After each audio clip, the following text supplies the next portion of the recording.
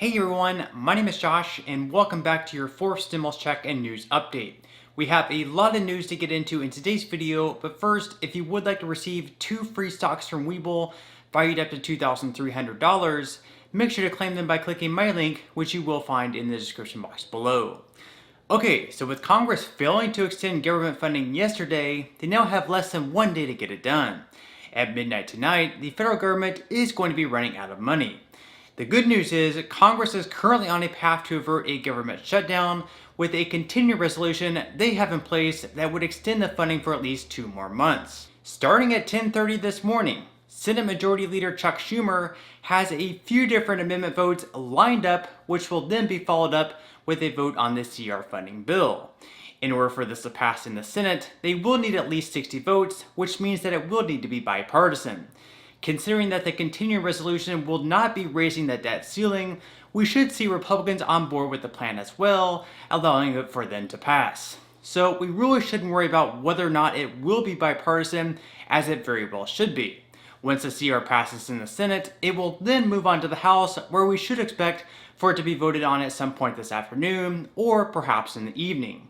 Even though the CR won't raise the debt ceiling, as already mentioned, it should also have no issues passing in the House either, with wide bipartisan support. So at the very least here, we will not be seeing a government shutdown, but Democrats still have a long way to go if they wish to raise the debt ceiling, pass the bipartisan infrastructure bill, and pass the reconciliation package.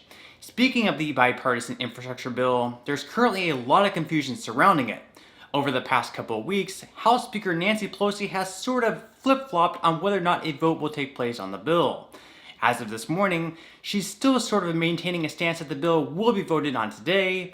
However, the only trouble is, progressive Democrats up to this point have said they will vote no. This is because until the $3.5 trillion reconciliation bill passes, or at the very least, they're able to reach a deal with Joe Manchin and Kyrsten Sinema, they won't allow for the bipartisan bill to pass either. Oh, and in case you're wondering whether or not they were getting any closer to reaching an agreement with the 2 moderate Democrats in the Senate, here's your answer.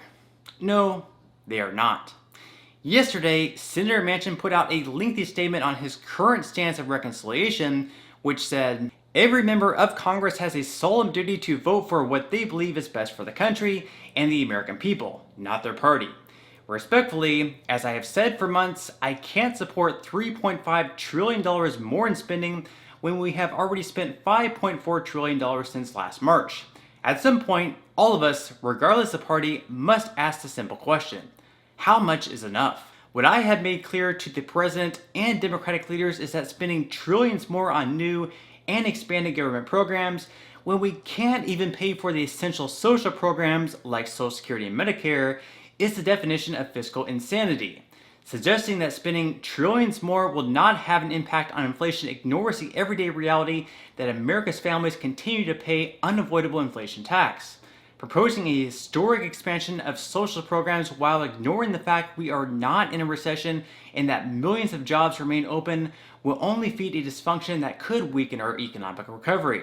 This is the shared reality we all now face, and it is the reality that must shape the future decisions that we, as elected leaders, must make. Since the beginning of this reconciliation debate, I have been consistent in my belief that any expansion of social programs must be targeted to those in need, not expanded beyond what is fiscally possible.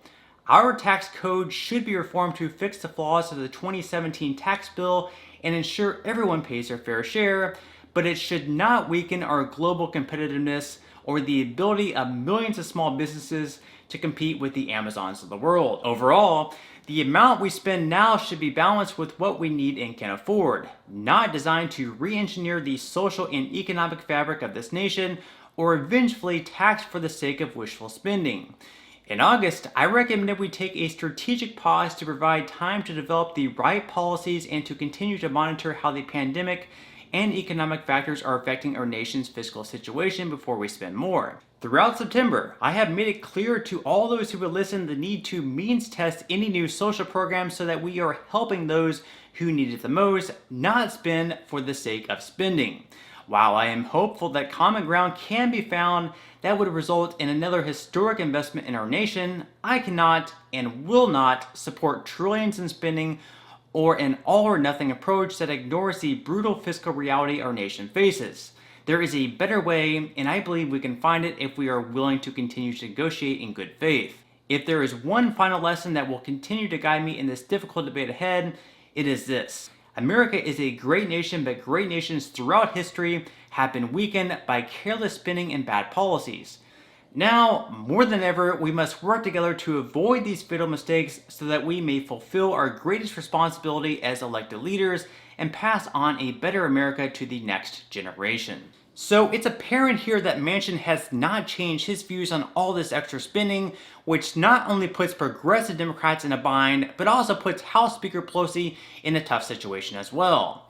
With progressive Democrats saying they won't pass the bipartisan infrastructure bill until the reconciliation package is first passed, how can Pelosi get them to change their minds? Or how can Pelosi get Manchin to change his mind and get him on board with reconciliation? The truth is, she probably can't, and unless something changes in the minds of progressive Democrats or Joe Manchin and Kyrsten Sinema, we probably won't see either of these bills pass. If neither of these bills end up passing, this would be a huge blow to President Biden's agenda and probably cause his popularity ratings to dip even further. With that said, it is likely that these two bills end up being debated deep into the fall and winter months, and I really can't see them passing anytime soon. Of course, there is still a small possibility that the bipartisan bill ends up getting voted on today, and there's a small chance that it does end up passing if Pelosi can convince progressives to get on board with the deal. Just a small chance, but it is certainly there. The problem for Pelosi, of course, in regards to the bipartisan infrastructure bill, is that House Minority Leader Kevin McCarthy is doing his very best to get Republicans to reject the package. After the bill was originally crafted to be so-called bipartisan, Republicans want to do their best to force Democrats to pass it all with Democrat votes. This means if just a few progressive Democrats reject the bill in the House, it won't pass. House Speaker Pelosi, quite frankly, has no room for error. And this is why the bill today will more than likely end up being postponed until a later date. The truth is, if the bill fails in the House today, it won't make Pelosi look good, and that's something that she wants to avoid.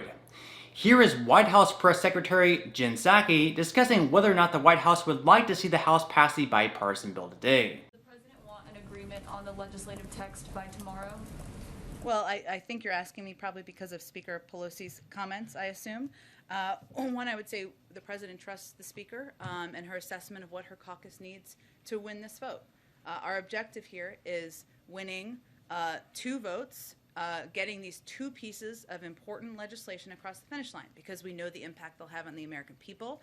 We know they'll lower costs for people. We know they will make be a huge down payment toward addressing our climate crisis. They'll lower taxes for 50 million Americans, and he wants to get both done. We certainly trust Speaker Pelosi. We're working in lockstep and around the clock to get both of these pieces of legislation done. I would say it's only 2:46 now. We have lots of time left in the day. It may not feel that way. Lots can happen, and that's what we're working toward.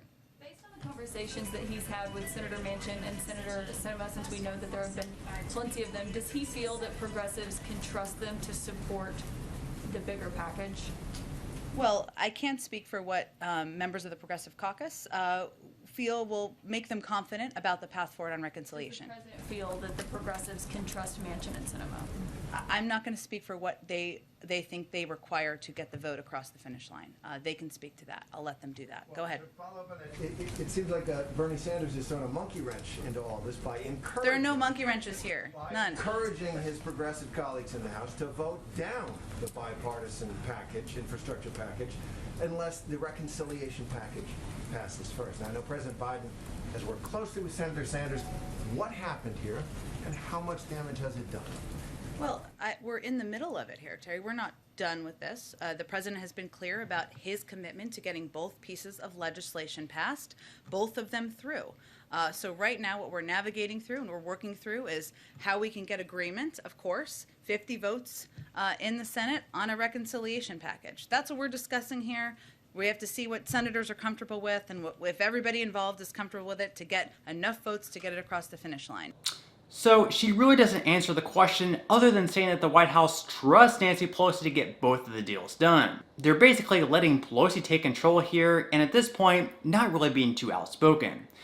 So we'll really just have to wait and see how all this unfolds over the next couple of months. But on that note, I'm going to go ahead and wrap up this video. Again, if you would like to receive a couple of free stocks from Webull, make sure to quickly claim them by clicking my link, which you will find in the description box below. To receive the first stock, you will need to fully open an account. Then to receive the second free stock, which will be valued up to $2,000, you'll need to make a qualifying deposit of at least $5. And even if you aren't all that interested in investing or continue to invest at this point in time, you can always sell the free stocks that you receive and transfer that money, however much they're worth, right back to your bank account. So free stocks or free money is completely up to you. So once again, I hope everyone has a great and safe rest of their day, and I'll see you in the next video.